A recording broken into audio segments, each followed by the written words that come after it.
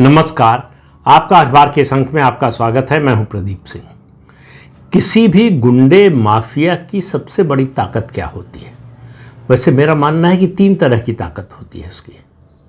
एक, जो सबको पता है उसके पास कितने हथियारबंद लोग हैं, कितने लोग ऐसे हैं जो उसके लिए मरने और मारने के लिए तैयार हैं। दूसरा होता है उसका जो राजनीतिक संरक्षण है। राजनीतिक संरक्षण कितना मिलता है, इससे उसकी ताकत बढ़ती है या घटती है। अगर नहीं मिलता है तो घटती है, मिलता है तो बढ़ती है। तीसरा मुद्दा है उसका आर्थिक साम्राज्य। अपनी गुंडागर्दी से, अपनी माफियागिरी से उसने कितना धन अर्जित किया, कितनी संपत्ति अर्जित की, और कोई मेहनत करके नहीं, ठेके पट्टे के जरिए कि ठेका दूसरे को लेने नहीं देंगे, दूसरा लेने आएगा तो मार देंगे, और उसके अलावा सरकारी गैर सरकारी संपत्तियों पर कब्जा करके। लेकिन इसके अलावा 3 के अलावा मेरा मानना है एक चौथा मुद्दा है जो सबसे ज़्यादा असर डालता है, जो सबसे प्रभावशाली होता है। वह है गुंडे का आतंक, गुंडे का डर। शरीफ लोग जो है गुंडों से वैसे भी बचकर चलते हैं, रास्ता बचाकर चलते हैं। लेकिन उत्तर प्रदेश की राजनीति ने एक ऐसा लंबा दौर देखा जब पुलिस डरती थी गुंडों से, माफिया से, रास्ता बचाकर चलती थी, उनके सामने आने से डरती थी। न्यायपालिका डरती थी। 20-20, 22-22 बार केस स्थगित होता था। उनके मामले में सुनवाई करने से जज मना कर देते थे, रिक्यूज कर लेते थे अपने को कि हम इस मामले की सुनवाई नहीं करेंगे। क्यों? सिर्फ भय था। पुलिस के बड़े बड़े अधिकारी जाकर सलाम बजाते थे। क्यों? भय था। एक माफिया अतीक अहमद का नाम आपने सुना ही होगा, पिछले दिनों मारे गए। उनका कुत्ता मंच पर उस समय के मुख्यमंत्री मुलायम सिंह यादव की गोद में बैठता था। ये था माफिया का राज। तो पिछले 8 साल से योगी आदित्यनाथ इसकी सफाई कर रहे हैं, और सफाई में और भी बहुत सारी चीजों की सफाई हो रही है। तो माफिया का उन्होंने पहले तो डर निकाला, दूसरा राजनीतिक संरक्षण बंद करा दिया। किसी पार्टी की हिम्मत नहीं हुई 8 साल में कि खुले तौर पर माफिया का समर्थन कर सके। अपने वोट बैंक के लिए जरूर माफिया की कब्र पर जो है फूलमाला चढ़ाने जाते हैं, वो अलग बात है, लेकिन खुलकर उनके समर्थन में बोलने की हिम्मत नहीं हुई। तीसरा उनका आर्थिक साम्राज्य। आर्थिक साम्राज्य को पूरी तरह से ध्वस्त कर दिया 2 तरीकों से। एक, जितना अवैध निर्माण था उसको बुलडोजर लगाकर गिरा दिया, और योगी जी बुलडोजर बाबा के रूप में पूरे देश में मशहूर हो गए। सुप्रीम कोर्ट तक इसकी चर्चा हुई। सुप्रीम कोर्ट के चीफ जस्टिस ने कहा कि बुलडोजर न्याय से नहीं देश चलता है, बल्कि संविधान के न्याय से चलता है। तो ये तो कभी किसी ने कहा नहीं कि बुलडोजर के न्याय से चलता है, लेकिन क्या बुलडोजर न्याय के खिलाफ चलता है? इसका सवाल भी CGI को देना चाहिए था, जो उन्होंने नहीं दिया। तो इसलिए बुलडोजर चलना ये लोगों में एक तरह का आत्मविश्वास पैदा करता है, लोगों को आश्वस्त करता है कि गुंडा अगर उनके खिलाफ कुछ करेगा, गुंडागर्दी करेगा, माफियागिरी करेगा, तो उसका ये हाल होगा। दूसरा, जो अनधिकृत कब्जा नहीं था, जिसको गिराया नहीं जा सकता था, वो जब्त कर लिया, और कानून के तहत जब्ती हुई। अदालत से कोई संपत्ति छूटी नहीं है माफिया की। 8 साल हो गए हैं। और आखिरी और सबसे बड़ी चीज कि इस गुंडे का आतंक खत्म कर दिया, लोगों ने डरना बंद कर दिया। एक डायलॉग है, बड़ी मशहूर फिल्म थी शोले, जो डर गया सो मर गया। लेकिन इस मामले में थोड़ा सा उसमें बदलाव कर लीजिए, जो गुंडा डर गया वो मर गया, और यही उत्तर प्रदेश में हुआ है। आज 2 लोगों की बात करूंगा।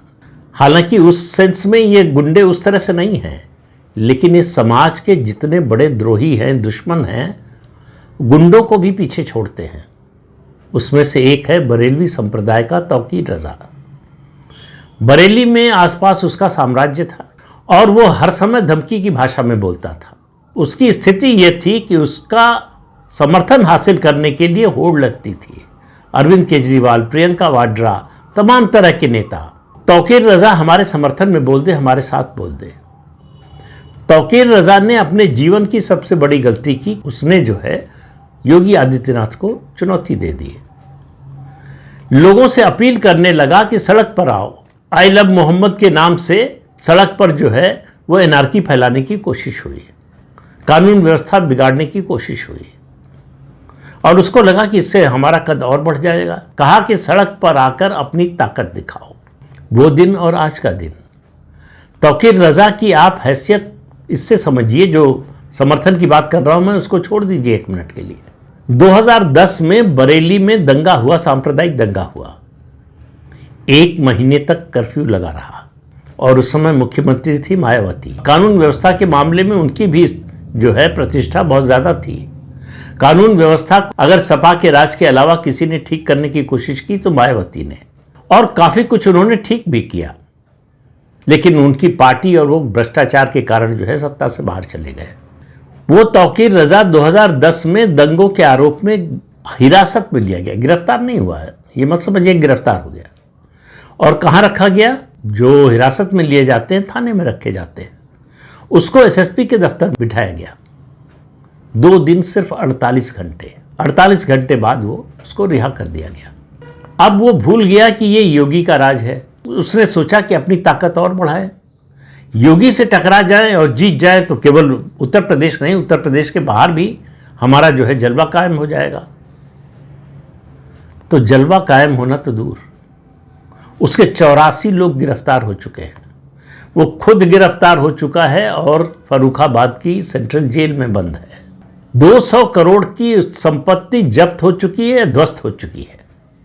और हालत ये देखिए कि उसका कोई वकील, ऐसे लोगों के लिए वकीलों की तो कमी नहीं है, देश के जो सबसे महंगे वकील हैं ऐसे लोगों के लिए उपलब्ध है, कोई वकील उसकी जमानत की भी अर्जी नहीं दे रहा है। कानून व्यवस्था कैसी है किसी प्रदेश की, इसका सबसे बड़ा टेस्ट, सबसे बड़ी परीक्षा ये है कि गुंडे के मन में कानून का डर है या आम लोगों के मन में गुंडे का डर है।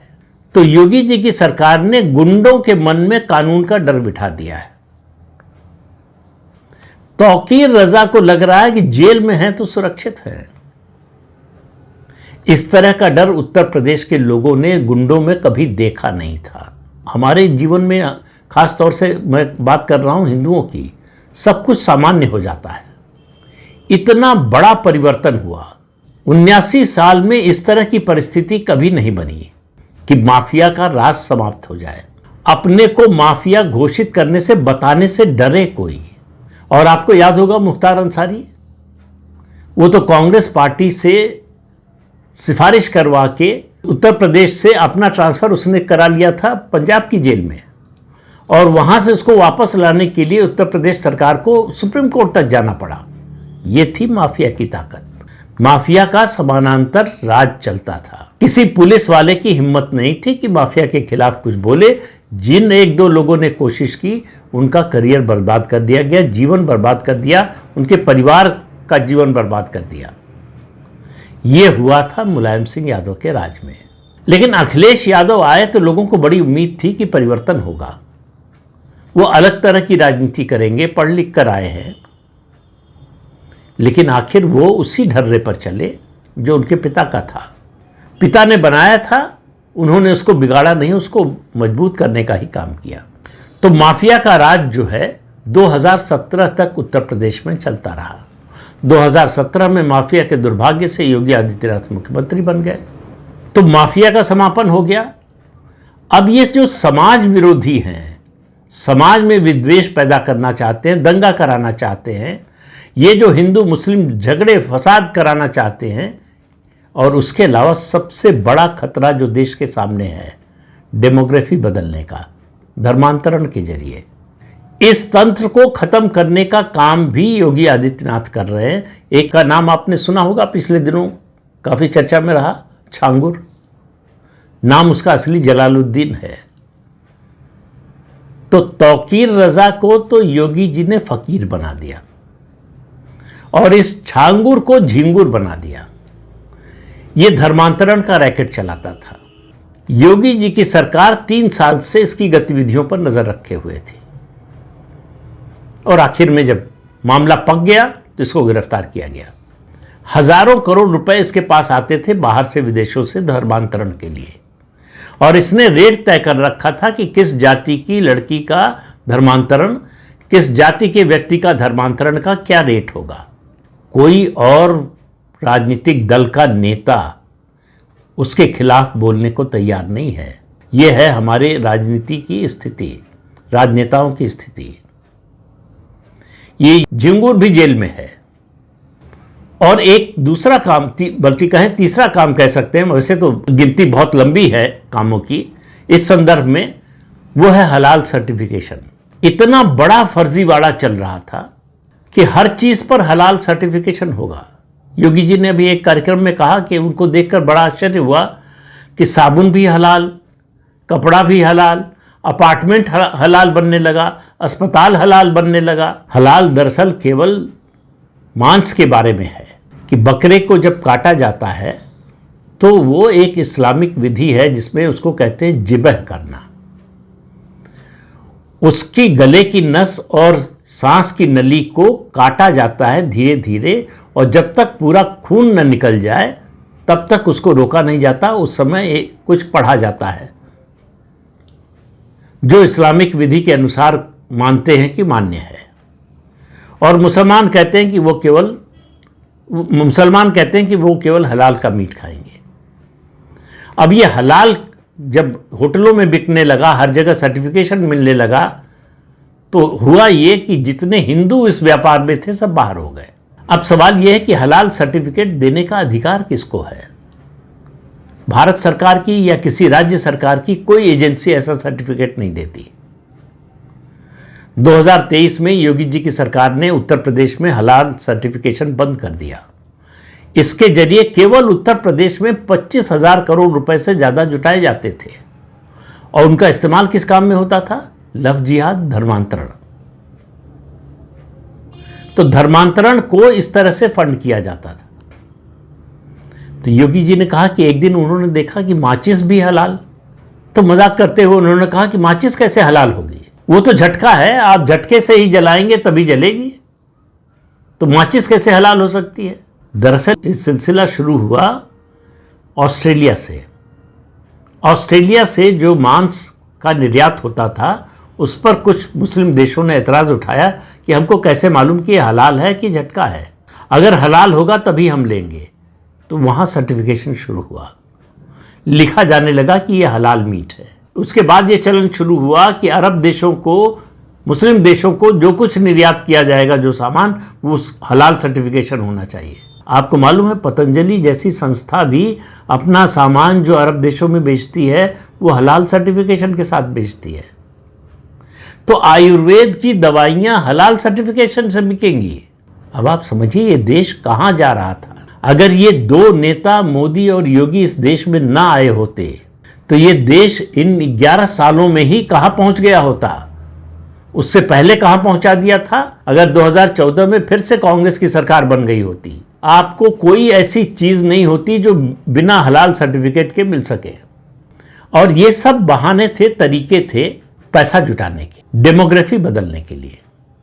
बाकी बातें तो छोड़ दीजिए कि इस देश में शरिया का राज लाना है, निज़ाम मुस्तफ़ा लाना है, तो डेमोग्राफी बदलनी पड़ेगी। और डेमोग्राफी बदलना है तो इन तरीकों का इस्तेमाल करना पड़ेगा। धर्मांतरण बड़े पैमाने पर कराना पड़ेगा। धर्मांतरण कराना है तो उसके लिए पैसा चाहिए। तो गल्फ कंट्रीज से तो पैसा आता ही है, दूसरे और देशों से भी आता है जो हिंदू विरोधी देश है, जो हिंदुत्व को खत्म करना चाहते हैं, वहां से तो पैसा आता ही है। देश के अंदर से यह पैसा जमा किया जा रहा था, हमसे आपसे लिया जा रहा था। उत्तर प्रदेश ने 2023 में हलाल सर्टिफिकेशन बंद कर दिया। जरा पता कीजिए देश के और कितने प्रदेशों में बंद हुआ, और नहीं हुआ तो क्यों हुआ नहीं हुआ। इससे पता चलता है कि वो जो रामचरितमानस में मंथरा के जरिए कहलवाया है गोस्वामी तुलसीदास ने, कौन प्रहोए हमई का हानि, उसी मानसिकता में हम आज भी जी रहे हैं कि हमको क्या फर्क पड़ता है। लोगों को इससे कोई फर्क ही नहीं पड़ता कि देश कहां जा रहा है, समाज कहां जा रहा है, उनकी भावी पीढ़ी का क्या होगा, उसकी भी चिंता नहीं है। हमारा आज का काम चल रहा है, सब ठीक है। चिंता करने वालों के भी काम करने की एक सीमा है। जिस दिन उनका धैर्य खत्म हो गया, उनकी सीमा आ गई, आप कल्पना कीजिए हमारे देश का क्या हाल होगा। तो ये तौकीर का फकीर बनना और छांगुर का झिंगुर बनना, ये देश के लिए एक शुभ संकेत है। ये चलन और ये प्रक्रिया तेज होनी चाहिए। इसमें हम आप क्या कर सकते हैं? हम आप कम से कम इसका समर्थन तो कर सकते हैं। जो अच्छा हो रहा है उसके पक्ष में खड़े तो हो सकते हैं। उसमें क्या कष्ट है भाई? लेकिन ऐसे लोगों को खोजना मुश्किल होता है जो समर्थन कर सके, इसके पक्ष में खड़े हो सके। उनको एकदम से तुरंत धर्मनिरपेक्षता याद आ जाती है। धर्म परिवर्तन के समय धर्मनिरपेक्षता उनको याद नहीं आती है। हलाल सर्टिफिकेशन के समय उनको धर्मनिरपेक्षता याद नहीं आती है।